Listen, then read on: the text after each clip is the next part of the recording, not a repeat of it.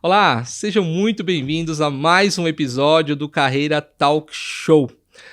Um podcast focado em carreira, networking, liderança, soft skills, hard skills, tudo que você precisa para crescer na sua carreira. E esses bate-papos sempre trazendo executivos de altíssimo nível e com histórias incríveis para que você possa crescer na sua carreira. Então, se você não é inscrito no canal, se inscreva no canal, ative as notificações, curta, compartilha, comente os comentários, que isso nos ajuda a crescer e levar cada vez mais esse conteúdo para mais pessoas que têm interesse em crescer na carreira. No episódio de hoje, recebendo uma convidada muito especial, que tem uma história de carreira e de vida incrível. Mônica Santos, mais de 16 anos de experiência em empresas multinacionais e que, bom, vocês vão ver, mais do que eu falar sobre ela, é ela se apresentar e contar um pouquinho da história, e vai ser um bate-papo onde a gente vai conectar muita coisa, vocês vão ver. Mônica, muito obrigado pela sua generosidade em dispor do seu tempo para a gente bater esse papo, gerar conteúdo para essa nova geração que está chegando e conhecer um pouquinho da sua história. Muito obrigado. Oi, Paul, super obrigada. Eu que te agradeço pela oportunidade de estar aqui e contar um pouquinho da minha história e mostrar como que a gente, que é mulher, dentro desse mundo corporativo, tem várias barreiras e vai crescendo até desenvolver uma carreira que tenha constância, que seja significativa. Muito bacana. Mônica, você falou dessa questão de carreira, mulher significativa. Você é gerente de logística e transportes, mais de 16 anos de experiência em grandes multinacionais. Eu sou da logística também e sei o quanto a logística é visceral com os profissionais. E eu queria explorar isso um pouquinho com você em relação à carreira da mulher na logística. Né? Nós acabamos de passar por um Black Friday, né? Agora Cyber Monday, que acabou de passar. E assim, o ramo de logística ele é visceral, né? E para uma mulher que tem muita coisa para fazer, que tem... Como é que foi isso na sua carreira? Primeiro, como é que a logística entrou na sua vida? Né? E você vai contar até um pouquinho antes, que você tenha uma história bem interessante que você já me contou aqui nos bastidores. Mas conta um pouquinho, como é que foi sua trajetória e como é que a logística entrou na sua vida? Então, eu estava comentando com você porque eu fui atleta profissional. Eu acho que a logística entrou na minha carreira quando eu tinha 5 anos de idade. Meu pai era gerente de porto. Ele era gerente do porto de Panorama e ali ele recebia chatas com soja que subiam o rio e fazia o transbordo, embarcava no trem e seguia. Naquela época não tinha esteira, era tudo muito manual. Então, eu acho que eu era muito apegada, sou muito apegada, graças a Deus, papai tem 91 anos, e aprendi com ele a me interessar. Eu não imaginava que aquilo já seria uma semente da logística. Aos 13 anos eu saí de casa para jogar basquete, como atleta profissional. E o basquete, eu fui primeiro para Presidente Prudente, joguei na Prudentina. Depois disso, fui para Bauru, joguei no Bauru Tênis Clube. Isso muito cedo, com 13, 14 anos. E aos 15 anos eu já peguei a primeira seleção paulista. Joguei na seleção paulista com 15, 16 e 17 anos, sou tricampeã brasileira. Tive a oportunidade de jogar ao lado da Paula, da Vânia Teixeira. E eu acho que isso é o primeiro passo para poder ir para esse mundo de logística, essa competitividade. Você sabe que logística é... Visceral, eu costumo dizer que é visceral. E o atleta é também assim, né? Se você tá ali jogando e você não se entrega, né? Como para a logística também a gente precisa se entregar.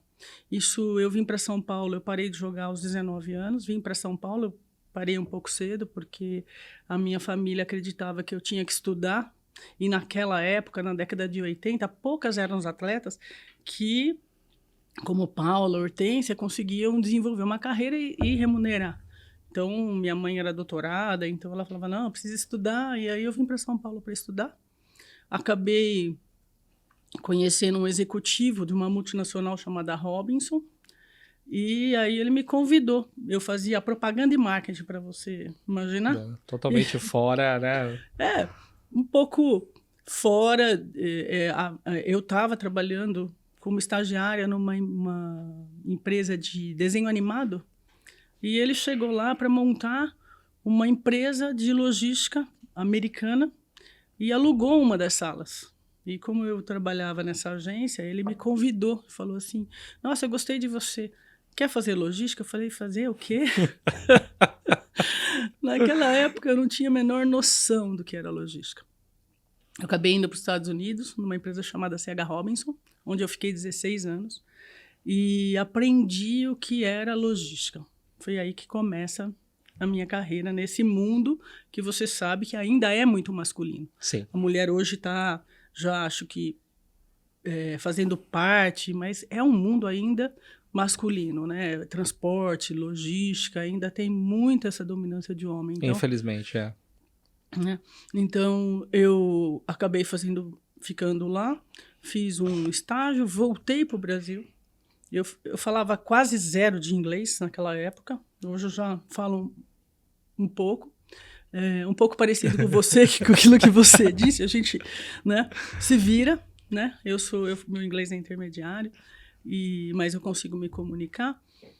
E aí, o contrato que a Robinson tinha naquela época era com a PepsiCo, que na época que eu comecei era só Elma Chips.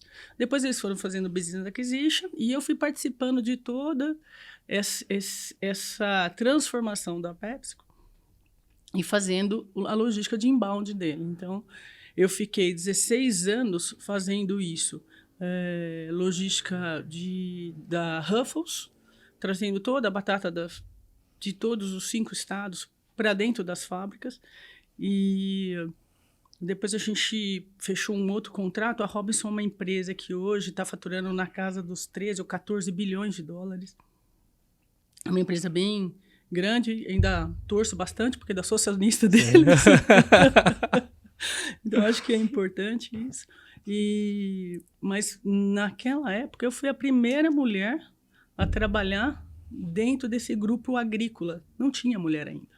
Nossa, que interessante. E como é que era para as pessoas, eu gosto sempre de citar isso, quando você fala para as pessoas que é da logística? Porque normalmente mulher logística trabalha muitas horas por dia, vira à noite muitas vezes, dependendo do tipo de operação. Como é que era o impacto para você?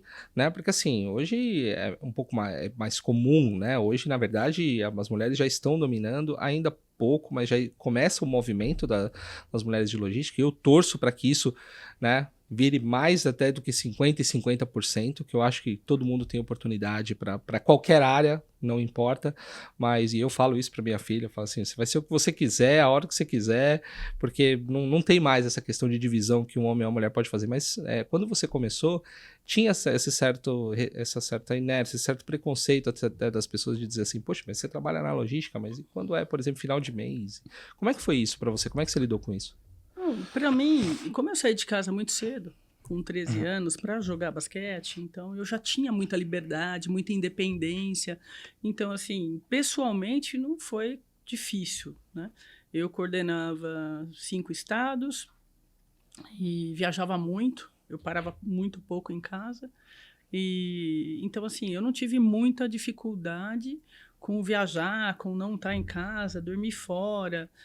Eu não tive esse tipo de... chegar tarde. Ou seja, né? O esporte já te preparou para essa jornada. Eu acredito que foi uma grande colaboração já, ter saído de casa muito cedo, ter uma independência financeira, que eu acho que isso ajuda muito cedo, né? E já que você falou da sua filha, eu acho legal que hoje em dia, por exemplo, estão criando as meninas, não que nem criaram na minha época, né? Com uma boneca, uma cozinha mini, e aí você vai ensinar a menina a ser dona de casa, a ser mãe. E o menino não, ele é extremamente incentivado a ser profissional, né? Hoje eu vejo pais, e acho que é legal isso em você também, dizer para sua filha, seja o que você quiser, o que te faz feliz, não tem o modelo, né? E por que não? Eu tenho um sobrinho neto que gosta de cozinhar, por que não? A minha gosta de Hot Wheels, então ele tem 11 anos, né? Você imagina, 11 anos, ele virou para mim e falou assim, tia, eu quero fazer um bolo de tomate. Eu falei, bolo do quê? Ele, tomate. Ele gosta de tomate e queria fazer um bolo de tomate. Então, ele falou assim, quero ser mini chefe. Tem 11 anos de idade. né? Então, eu acho que essa questão da menina, eu acho que tem que começar cedo. Exatamente. Eu acho que tem que mudar. Eu vim de uma família onde eu tenho uma irmã, onde realmente a tratamento era completamente diferente. Ou seja, uma princesinha no quarto que não podia fazer nada e alguém que tinha que apanhar e que tinha que fazer a coisa acontecer por ser menino, né? E é uma coisa que eu sempre tento mudar. Eu falo assim, não, você vai ser o que você quiser, independente da profissão. A única coisa que você tem que ser é a melhor do que você vai fazer em tudo. Então, isso é uma exigência básica lá em casa. Então, você tem que se esforçar, você tem que tirar boas notas, sua média tem que ser alta, para você não ser nivelada por baixo, né? Por cima. Agora, se chegou aqui, se você vai ser médica, advogada, professora de educação física, youtuber, não vai fazer diferença, contanto que você faça o melhor que você puder fazer. Acho que essa é a chave, né? Ontem, você falando isso, ontem eu participei de uma live no YouTube de liderança feminina, onde a gente estava falando de inclusão, né? E uma das garotas, que é uma executiva também, né? Então, ela trouxe essa dificuldade de como ela conseguiu, porque mulher parda já é difícil. Imagine mulher com deficiência, é mais difícil ainda, né? Então, ela trouxe uma frase que eu vou fazer questão de repetir hoje, porque eu fiquei absolutamente encantada, sabe? Ela disse, eu amo o que eu faço, eu acho que esse é o grande segredo, né? Deixar a mulher se apaixonar por aquilo que ela faz. Trabalho com quem eu admiro para pessoas que precisam e ainda recebo por isso. Então, eu achei assim... isso é fantástico. Isso é encontrar o propósito, né? Isso é encontrar o propósito. Você fazer o que você quer, trabalhar com pessoas que você quer, né? Eu acho que essa você é a chave. gosta, né? Então, eu acho que hoje ainda, infelizmente, ainda tem muita empresa misógina, ainda tem muito preconceito, né? Ainda na nossa área, especialmente quando a gente está disputando um cargo entre eu, mulher, 50 a mais, um executivo homem 40, é muito difícil, né? É muito difícil porque as empresas começam a olhar e falar, putz, será que você vai dar conta? Será que você vai conseguir? E eu trabalhei nessa última empresa agora, uma indústria de papel no interior, até 3 horas da manhã fazendo implantação de software. Acompanhei pessoalmente, porque eu acho que você ser um executivo, ser um líder, acho que faz parte também, você num determinado momento, tá lá do lado do seu time, se você tem uma operação 24 horas por dia, não é possível que um dia ou outro você não esteja do lado deles no momento que eles precisam. Então, acho que apoiar, estar junto, acho que faz parte do desenvolvimento de um líder, sabe? Isso é liderança. Isso é liderança. Para mim, sabe, eu nasci, eu estava buscando meu propósito esses dias, eu nasci para apoiar pessoas. Então, eu sempre estou com eles. Então, assim, eventualmente, não dá para estar todos os dias nos 3 turnos, porque senão a gente não tem como. Não tem condição física. Mas eu, eventualmente, estou lá no 3º turno, visito, estou junto com eles, quero entender o que eles estão fazendo, passo no 2º turno. Eu acho que faz parte de uma boa liderança. Não, isso que você está trazendo é fantástico, porque uma das coisas que a gente precisa eliminar é achar que o executivo trabalha 24/7. E isso não é verdade. Então, quando alguém chega para você e fala o seguinte, não, mas será que você vai dar conta? Será que você... Poxa, você não vai ficar nos 3 turnos o tempo inteiro. Isso é humanamente impossível. Mas você precisa ter estratégias para sempre estar junto do seu time e para eles sentirem que você também está ali olhando por eles. E não vai ser uma coisa que você vai tornar constante, você vai lá estar lá todo dia, mas você vai criar o seu cronograma e você vai administrar.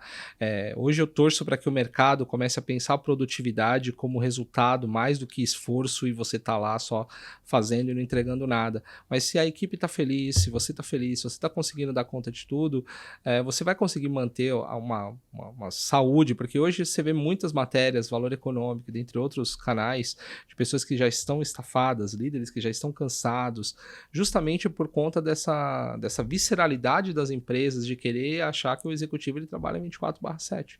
Né? Até eu vi no LinkedIn um post de uma empresa de advocacia especializada em executivos de alto nível, para poder, depois que o executivo sai da empresa, recuperar as horas a mais que ele trabalhou, e que isso é insano. né? Eu acho que as empresas precisam se humanizar mais, trazer um pouquinho mais esse viés, né? De você conseguir ter o executivo como um membro e atuar dentro de uma rotina saudável, né? Com certeza, eu acho que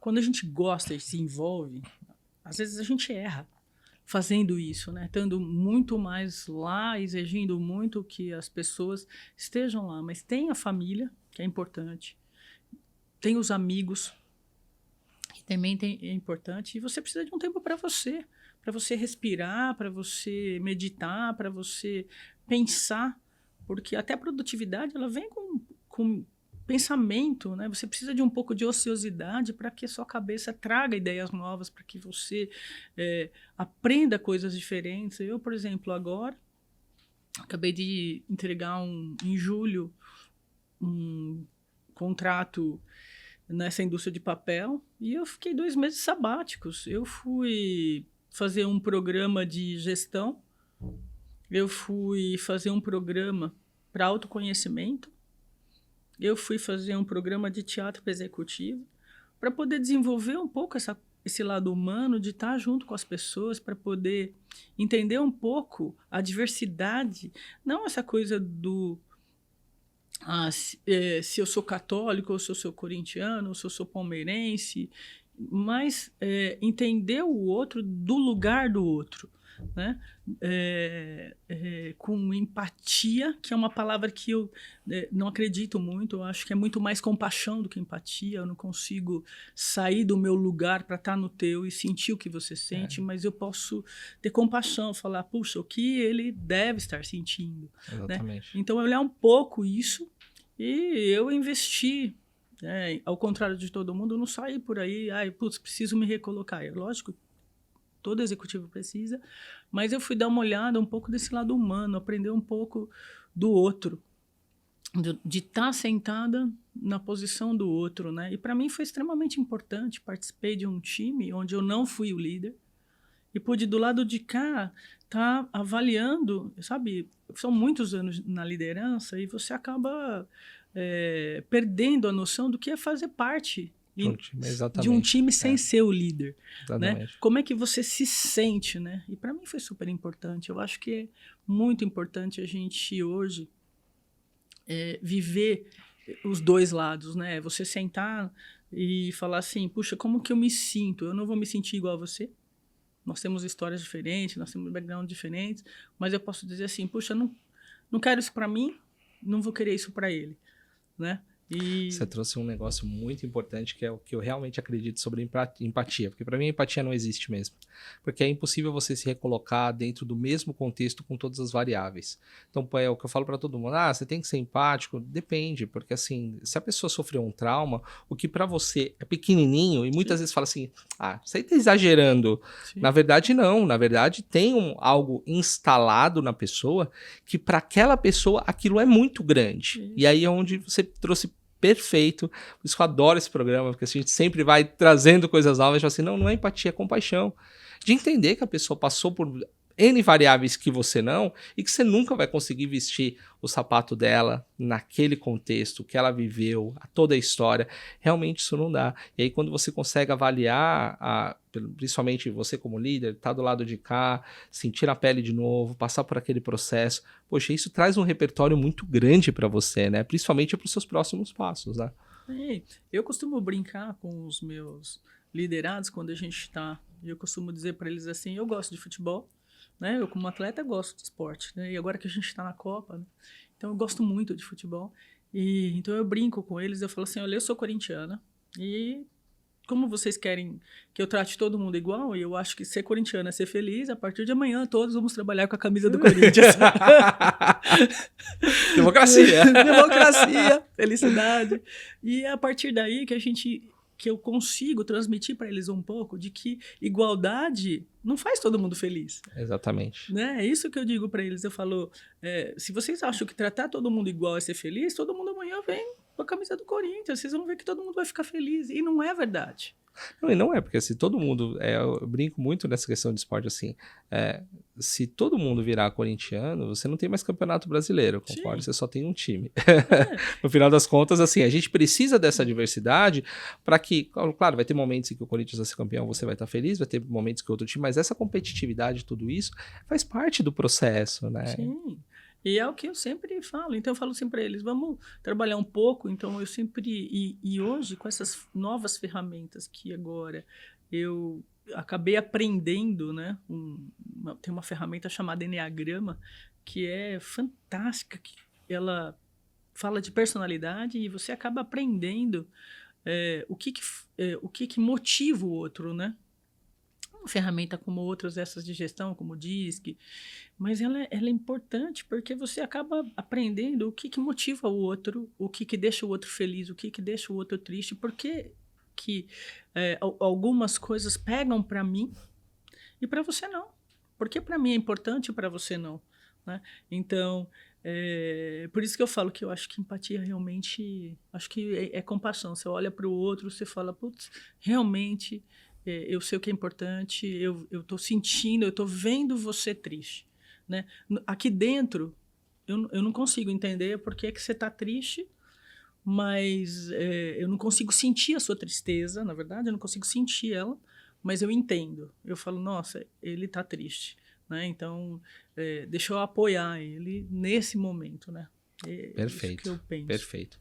Mônica, eu vi no seu LinkedIn que você tem uma jornada, você passou por diversas empresas, né? Como é que foi essas transições e qual foi a sua base de decisão para você sair de uma empresa para outra? Eu gosto de fazer essa pergunta porque tomar a decisão de fazer uma transição de carreira, né, ou até mesmo quando a empresa acaba rescindindo o contrato, mas quando você realmente também decide trocar, como é que foi essa base de tomada de decisão ao longo da sua carreira? Então, como você falou, algumas vezes eu optei e algumas vezes eu fui convidada a não fazer mais parte da empresa. Então, eu acho que desde o começo, o que eu sempre busquei na minha vida foi a excelência. Então, eu comecei numa empresa de desenho animado, eu sou publicitária de formação. Lá eu conheci um executivo que trouxe a CH Robinson para o Brasil, que é uma empresa multinacional de logística americana. Foi onde eu aprendi logística, foi como eu desenvolvi. No momento de fazer a transição, a Robinson veio para o Brasil e tornou aqui a sede da América do Sul e, na época, eles optaram por trazer um executivo americano e eles optaram por me desligar, né? Mas me apoiaram muito, foi muito importante para mim.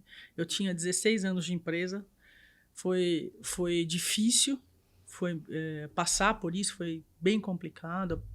Eles contrataram uma empresa para me ajudar nisso, então foram extremamente íntegros e me ajudaram bastante. Eu não sabia fazer currículo, eu não sabia montar um pitch. 16 anos de empresa, né? Você nem se prepara para isso, você nem imagina que isso vai acontecer. Exatamente, nem imaginava que isso ia passar na minha vida.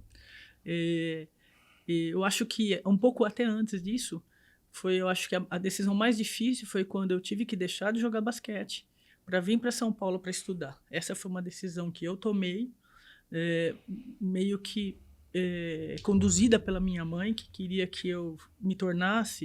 Minha mãe tinha feito doutorado e ela via eu com 17 anos e só jogava basquete, né? Eu passava de ano porque, como eu estava na seleção, todo mundo me dava nota, eu não ia muito pouco à escola. Então, minha mãe estava muito preocupada com isso.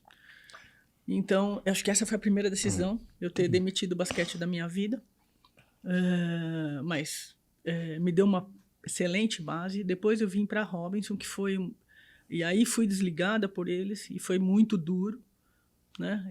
Eu nunca acho que é fácil, nem você se desligar e nem você ser desligado. Eu não sei qual que é a posição mais difícil. Até porque acho que na época, quando eu saí do basquete, eu ainda não tinha uma carreira na minha formada.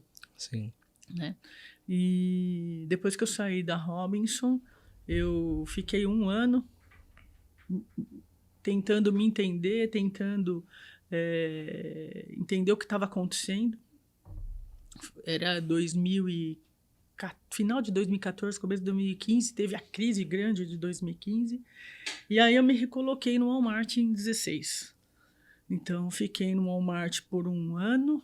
E o Walmart estava, naquela época, já prestes a ser vendido. E aí eles O demitiram... Walmart é o caso emblemático no Brasil, né? De tantas tentativas que eles tiveram, essas idas e vindas.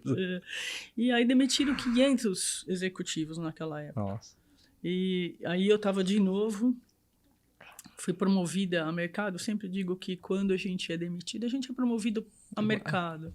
Né? Porque, na verdade, você não serve mais para aquela posição, talvez porque você... eu gosto de pensar que a gente... cresce muito para aquela posição, aquela empresa naquela posição não consegue te aproveitar. Então, você tem que buscar um outro lugar onde você faça sentido, né? Sim. E eu saí dali para uma empresa, a RGF, de consultoria, e aprendi muito, aprendi bastante, porque eles fazem reestruturação de dívida. Foi para mim uma escola maravilhosa. Eu fiquei num CD trabalhando, eles estavam renegociando as dívidas, e eu fiquei com a parte de reestruturação operacional. Então, fiquei 2 anos lá e um dia decidi, falei assim, olha, eu acho que aqui não precisa mais de mim. A gente já tinha feito toda a reestruturação, eles já estavam tocando super bem, já tínhamos modernizado os softwares. E eu falei, o que eu vou fazer? E essa foi uma decisão madura, né? Eu falei assim, eu preciso aprender um pouco o que é essa linguagem 4.0. O que significa essa internet das coisas que as pessoas estão falando? E eu descobri uma startup. Então, nesse momento, eu fui buscar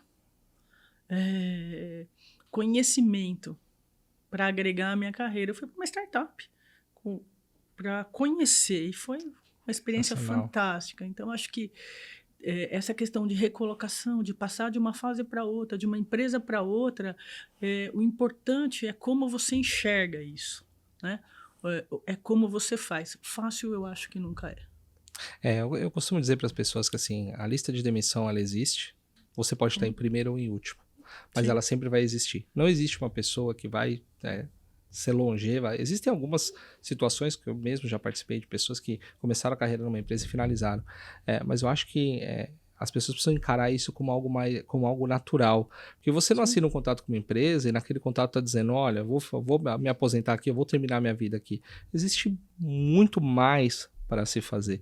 São momentos difíceis, óbvio, porque ninguém quer, principalmente você depois de 16 anos, eu tenho certeza que não era algo que fazia parte do seu plano, mas em compensação, eu tenho certeza que muitas outras coisas boas aconteceram. E aí eu gosto de fazer essa pergunta, teve algum momento em que uma dessas transições foi a melhor coisa que te aconteceu?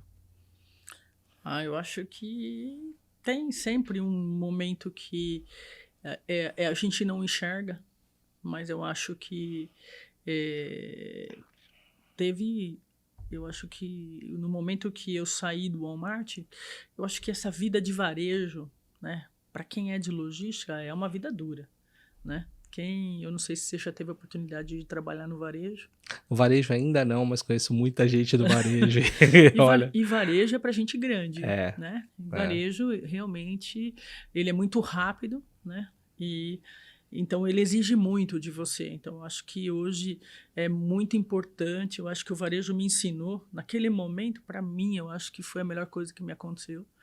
Porque você está numa empresa que é um dos maiores grupos varejistas do mundo, te traz uma sensação de poder e, ao mesmo tempo, de dever muito grande. E eu, Mônica, não entendia muito exatamente o que entregar, né? Eu trabalhei duro lá, em 1 ano a gente conseguiu entregar resultado. Eu trabalhava na TB, que é uma transportadora do grupo. A transportadora deu lucro, apesar do grupo inteiro não ter dado. Então, a gente entregou um resultado muito interessante, mas para mim, naquele momento, foi importante, porque eu trabalhava como 12, 13, 14 horas por dia. E isso não estava saudável para mim como pessoa. E eu saí de lá e comecei a buscar isso, né? A entender isso e falar, nossa, para mim não era o que eu queria, não foi uma decisão que eu tomei, mas eu olhei para aquilo e falei assim, eu preciso aprender a fazer diferente. Não dá para nenhum ser humano trabalhar, que é aquilo que você trouxe no começo, é impossível, 7/24, nem eu, nem ninguém. Não, isso é algo que o mercado precisa começar a repensar. E já está repensando. Não, com certeza. Essa nova geração já não está mais com esse ímpeto de trabalhar tantas horas. Tem muita gente se desligando das empresas para buscar mais qualidade de vida, mais propósito.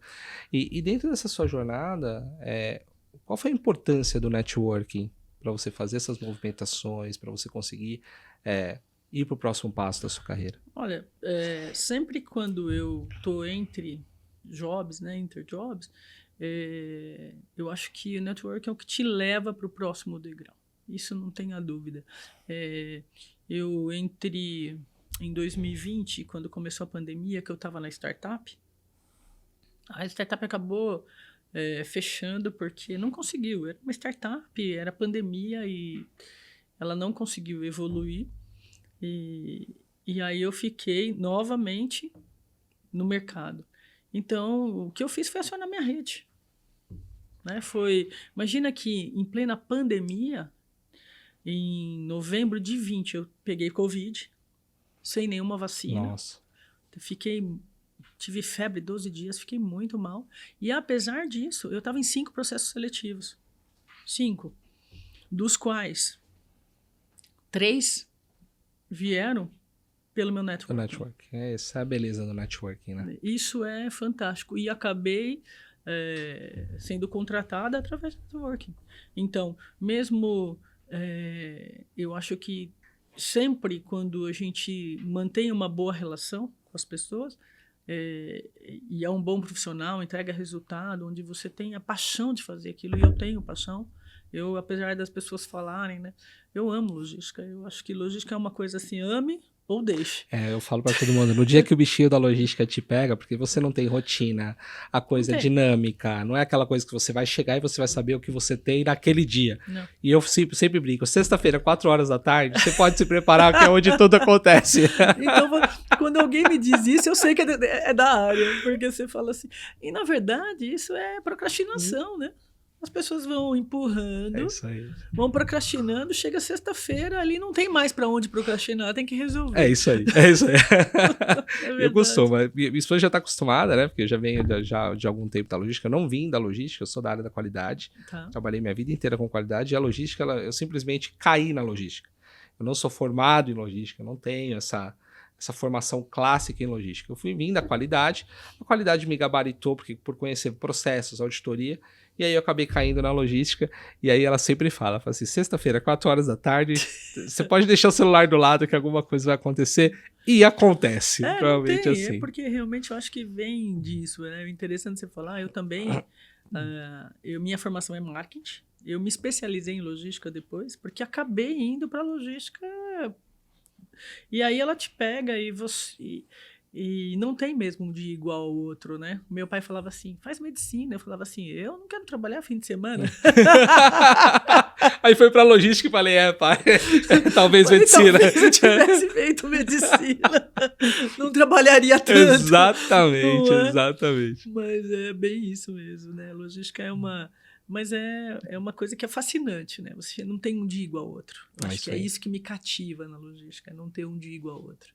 Bacana. E além de toda sua atuação na logística, você também está num hub de RH. Né? Como é que... Fala um pouquinho dessa sua atuação como embaixadora desse hub, a importância de se gerar conteúdo, de se conectar com as pessoas através dessa atividade que você faz. Então, o hub, eu sou embaixadora, a gente é uma empresa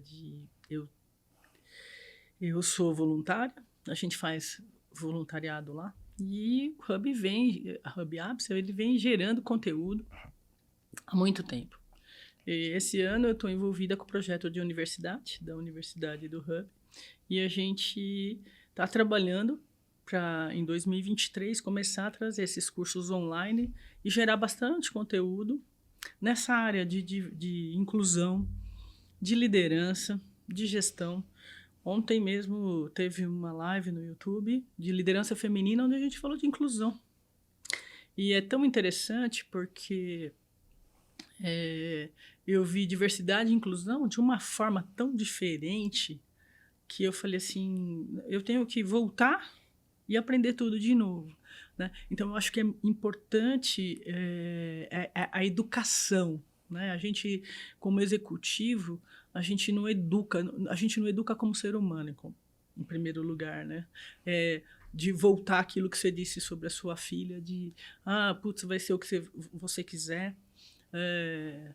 Vai aprender a considerar, sabe, o seu colega, a entender a dificuldade dele. Às vezes ela é motora, às vezes ela é auditiva, às vezes ela é visual, às vezes ela é de cor, às vezes de religião. Então, é uma gama, né? Muito grande. E eu acho que o Hub, ele traz isso, ele vai trazendo esse conteúdo que vai ajudando as pessoas a entender um pouco como passar por isso, né? A fazer gestão. Eu escutei coisas ontem do tipo, a gente contratou e aí o líder pergunta para essas pessoas com necessidades especiais, essas portadoras de deficiência, então falou assim, putz, e como que a gente faz o onboard dessa pessoa? Sério? Né? Você faz um onboard de uma pessoa, independentemente do que ela faz, exatamente isso. Mas hoje a gente tem e esse tipo de pergunta que a gente estava debatendo ontem é uma pergunta de quem não foi educado. A gente tomou uma decisão quando a Dominique nasceu, de colocar ela numa escola não que aceita a inclusão, mas numa escola realmente inclusiva. Então, nós colocamos ela num contexto inclusivo. E foi nítido, assim, porque foi muito importante esse processo, eu sinto muita falta desse conceito. Agora a maiorzinha já está em outras escolas que a gente não conseguiu encontrar por aqui, essa escola em Jundiaí, onde não existe diferença até certa idade. Quem faz a diferença é a gente. Exatamente. Esse é o ponto que eu vejo assim, como é que você faz um onboarding? Como você faz com todo mundo. Sim. No final das contas, você está se questionando, mas muitas vezes a pessoa aqui, ela está tão feliz por ter entrado na empresa que ela não está preocupada com o onboard. E você está preocupado em tentar fazer um onboard especial para ela, e a última coisa que ela quer é se sentir especial, ela quer se sentir igual a todo mundo. Você sabe que eu participei de um processo seletivo, agora, há pouco tempo, como observadora do processo, como facilitadora, eu estava só observando, e de PCDs. E uma das pessoas, então, eles tinham que observar a dinâmica, era eles montarem uma empresa inclusiva. E quais seriam as atitudes? E eles eram portadores de deficiência. Então, uma das garotas que estavam no grupo, também portadora, ela falou assim, acho que a gente precisa fazer uma ferramenta interna para incluir as pessoas, mas a gente deve incluir os normais também. Aí um dos rapazes falou assim, nossa, mas espera aí, deixa eu te corrigir. Então ele falou assim, nós também somos normais. Então, para você ver, a questão da anormalidade tá tão... intrínseca, né? Tão, sabe, forjada, né? Que nem você gosta de falar. Tá tão forjada que a própria pessoa não se encara como normal, né? Quer dizer, nem ela se trata como se fosse uma pessoa normal. Então, isso eu acho que é um absurdo. Acho que a gente realmente... A sua decisão de ter colocado sua filha numa escola inclusiva faz toda a diferença, porque a gente tem que aprender. Aprender a respeitar o outro, aprender a olhar para as pessoas. E é difícil, porque a gente vem de uma geração onde lugar de mulher era na cozinha, né? Pessoas com deficiências nem apareciam, porque não tinha como que a pessoa não tinha como andar com uma cadeira de roda nem nada, ficava escondida dentro de casa. Então, era um mundo racista, né? Então, Eu acho que isso tudo hoje, a minha geração é uma geração de borda, né? Onde você vem desse mundo e tem que conviver com um mundo Exatamente. inclusivo. Então tem que aprender. Né? E às vezes eu vejo algumas pessoas, que nem aconteceu com o Gilberto Gil agora, tendo algum tipo de Não, é atitude. ridículo. Isso é ridículo. Não, brasileiro, eu costumo falar brasileiro porque isso está mais crônico aqui no Brasil do que em outros países. Em outros países você não vê tanto, existe. Mas aqui, pelo menos a internet trouxe uma visão complicada. Eu até comentei com uma pessoa recentemente, falei assim, cara, como o brasileiro, ele tá num caminho que... Foi inclusive no post do Diógenes. Falei assim, cara, o brasileiro tá doente. A gente quer ganhar o Hexa e tá torcendo pro Neymar não se recuperar. Tá feliz porque o Neymar machucou o pé. Mas como é que você quer ser Hexa? Se um dos caras tá lá tentando ajudar a conquistar algo que você quer, você tá Isso. torcendo contra. E eu não preciso gostar do Neymar. Não, Eu simplesmente acho que é o seguinte, uma vez que a seleção tá lá, eu tenho que torcer a favor. E é, ponto final.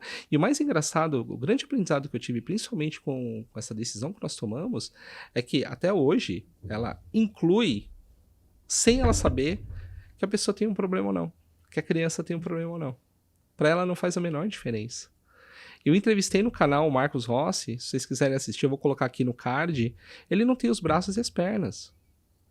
O cara tem uma energia, uma alegria. E o cara faz muito mais coisas que eu. Ele surfa, eu não. Ele faz um monte de coisa que, se você olhar a história dele, só assim, eu me sinto anormal, e sou um anormal, na verdade, frente a tudo que ele faz. E o normal e o anormal, ele não existe. Todos somos iguais, a gente tem condições de fazer tudo. A nossa mente é ela que define, mas chegou a hora de a gente quebrar isso. Né? Não tem mais. Não precisa fazer um onboard especial. Traz a pessoa, acolhe ela. Senão você vai fazer um onboard aqui com todo mundo. Entendeu? É Às isso. vezes você tá triste, sabe, às vezes a pessoa muito triste, uma pessoa com depressão, também é um problema sério, né? Tanto quanto um portador de deficiência. Então, acho que acolhimento É isso aí. é a grande frase Eu acho que é isso aí que você falou. Acolhimento e compaixão. Acho que essas duas palavras. Poxa, que aula que você deu aqui, principalmente nessa questão de empatia. Estamos chegando no nosso final, infelizmente, um bate-papo incrível. A Mônica vai voltar pra gente explorar mais. Tem essa parte do basquete aí que eu vou querer trazer ela só pra falar. Ela jogou com a Magic Paula, gente. Cara, eu sou fã da Magic Paula, eu joguei basquete também. Quero explorar mais essa história. Mônica, eu queria que você passasse uma mensagem pra nossa audiência. Estamos chegando aí, final do ano, né? 2023 está chegando. E o que você acredita? Qual vai ser a sua visão de carreira, de negócios para 2023? Olha, o Diógenes, que é meu mentor, ele fala uma coisa que eu acho que ele falou aqui também com você, que assim, eu estou na melhor fase da minha carreira, eu posso escolher. Né? Quando a gente está sem trabalhar, a gente pode escolher o projeto que vai fazer. Né? E isso é fantástico. Então, eu acho que para 2023, para mim e para todo mundo, eu quero o que a Marinalva ontem falou, né? Porque eu já amo o que eu faço. Eu quero trabalhar com quem eu admiro, para quem precisa, e, se possível, ganhar para isso. Com certeza. E eu vou pegar o link com a Mônica e vou colocar aqui na descrição dessa live, que eu quero muito assistir para que vocês possam acompanhar. Isso que você falou é tudo. Diógenes, eu sou um fã, tanto que eu retomei o canal trazendo ele, porque ele é um cara fantástico. E é isso. As pessoas têm que parar de acreditar que é o fim, mas sim o começo. Falo para todo mundo, às vezes uma demissão, uma transição é a melhor coisa que pode acontecer na sua vida, porque você pode escolher. Muitas vezes está trabalhando para uma pessoa tóxica e que você está desesperada para sair, depois você fica triste porque saiu, quando na verdade pode ser a melhor coisa que aconteceu na sua vida. E trabalhe o seu networking. E quem tem networking blinda a carreira, tem tudo, e você consegue ter várias oportunidades que elas não estão aí no LinkedIn, elas não estão por aí, mas que você consegue, através dessa conexão, gerar pontes, construir, co-criar. Eu acho que esse é o que todo executivo precisa fazer. É verdade. E eu espero que para 2023 as empresas inclusivas, né? Porque eu sou uma mulher preta, 50 a mais. Né? Então eu preciso trabalhar numa empresa que aceite inclusão e diversidade. Eu acho que isso é fundamental. Não, e as empresas já estão criando essa consciência e com certeza torço muito para que 2023 isso mude. Né? Ser humano. Ser humano não tem cor, ser humano não tem raça. Ser humano não tem defeito. ele é um ser humano. Com É o certeza. que eu costumo falar para todo mundo. Tem que ser de humano para humano. Vamos esquecer, óbvio que a gente sabe que a gente tem e tudo mais, mas vamos olhar para a pessoa, né? Sim. Vamos olhar para a pessoa, pela competência dela, pelo que ela pode te entregar, pelo que você pode aprender com ela. Eu acho que as empresas precisam entender que não necessariamente o resultado é só o que importa. Às vezes uma pessoa ela pode transformar um ambiente, ela pode transformar pessoas. E isso é parte fundamental dentro de um negócio. Não adianta você só ter resultado. Porque o profissional que entrega muito resultado acaba saindo depois para outras empresas. E a gente precisa de pessoas ali que transformem mesmo. Então, isso que você está falando é fantástico. Muito obrigada pela oportunidade de estar aqui no seu canal. Obrigado. É a primeira vez que eu estou no canal, então espero que as pessoas me perdoem aí. Imagina, foi ótimo. Mas que eu te agradeço muito a oportunidade. Obrigado, Mônica. E obrigado a você que nos acompanha. Não se esqueça de se inscrever no canal, ativar as notificações, curtir, compartilhar, comentar, porque é muito importante para que a gente possa crescer e trazer mais histórias incríveis como a da Mônica. Obrigado e até o Obrigada. próximo Carreira Talk Show.